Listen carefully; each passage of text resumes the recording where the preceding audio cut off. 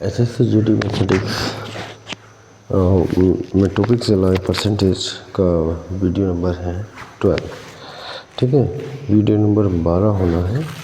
और इसमें जो क्वेश्चंस हैं इस समय जो चल रहे हैं थोड़ा सा कॉम्प्लिकेटेड क्वेश्चन है और एग्ज़ाम में आते रहते हैं।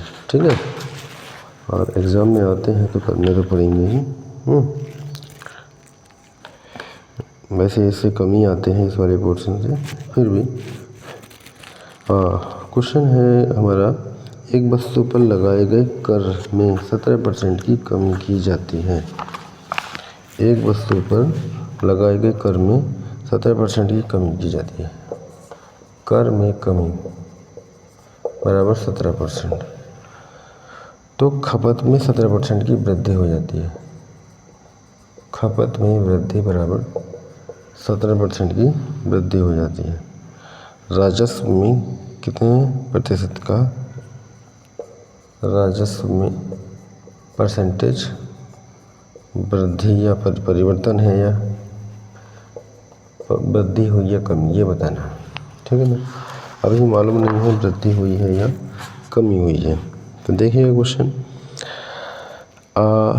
ये एक फॉर्मूले के थ्रू हो जाएगा। कितने परसेंट की कमी, कितने परसेंट की वृद्धि, एक फॉर्मूला होता है। ए मान लेंगे हम, ए कमी को 17 की, ठीक है ना। बी मान लेंगे वृद्धि 17 की। तो एक फॉर्मूला होता है राजस्व में परिवर्तन A plus B plus A B बटे 100 का परसेंटेज। ए -17, बी है 17, ए है -17, बी है 17 बटे 100। इसको सोल्व कर लेंगे, यह परसेंटेज में आ जाएगा।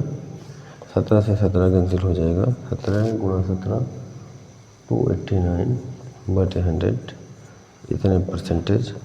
तो माइनस का 2.89%, यह आ जाएगा। ऋणात्मक चिन्ह कमी को प्रदर्शित करता है, तो यह आया कमी 2.89% की कमी आई। ठीक है ना। तो माइनस साइन जो सिंबल शो कर रहा है वो किसको शो कर रहा है? कमी को शो कर रहा है। जितने परसेंट की वृद्धि उतने परसेंट की कमी, इस टाइप से अगर क्वेश्चन आता है तो ये फॉर्मूला से आसानी से हो जाता है। ठीक है, ये फॉर्मूला होता ही इसलिए है। अगला क्वेश्चन,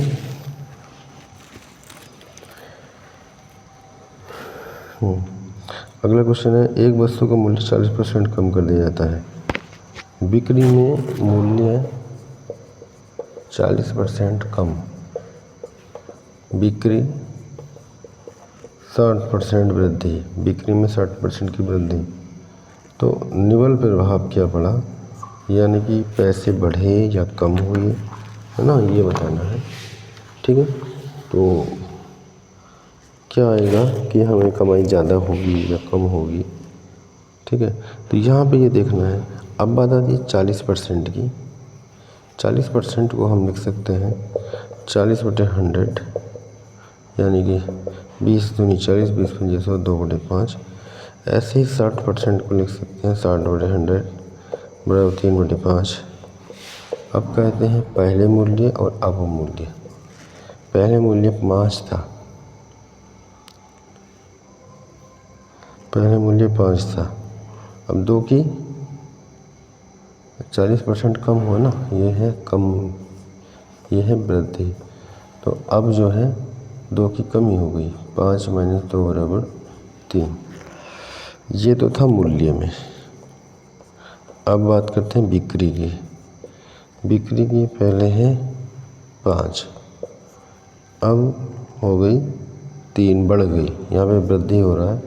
तो 5 + 3 बराबर होगी 8, ऊपर वृद्धि है।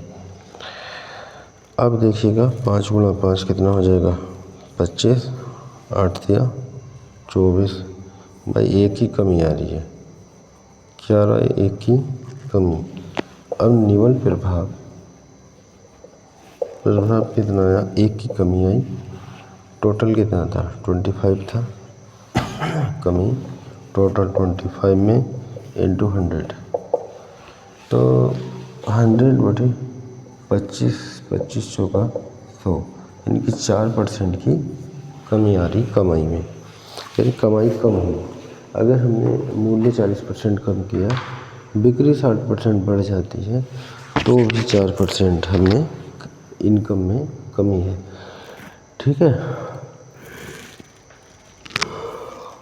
तो इस टाइप के क्वेश्चन है वो बिजनेसमैन वगैरह जो रेट लगाते हैं, मूल्य में कमी वो डायरेक्टली नहीं करते हैं। वो क्या करते हैं, जिस रेट पे ख़रीद के लाए उसका ही 70% बढ़ा के और 50% की छूट कर देते हैं। यानी कि कम से कम 70% बढ़ाएंगे, उस पर 70% बढ़ा के रेट बढ़ जाएगा, रेट बढ़ा के उसकी 50% की छूट करेंगे, तो आप लोगों को देखिएगा छूट हो रही है, भाई 50% की कमी मिल रही है। जितने का लाए वो अपने आप में कहीं ना कहीं प्रॉफिट में ही चलते हैं, लॉस में कभी नहीं चलते। ठीक है, यहाँ पे देखिएगा लॉस आ गया। मूल्य जो था, जो ओरिजिनल मूल्य लाया होगा खरीद के, जो ओरिजिनल मूल्य था उसमें 40% कम कर दिया बिक्री बढ़ाने के लिए, तो बिक्री केवल 60% वृद्धि हुई।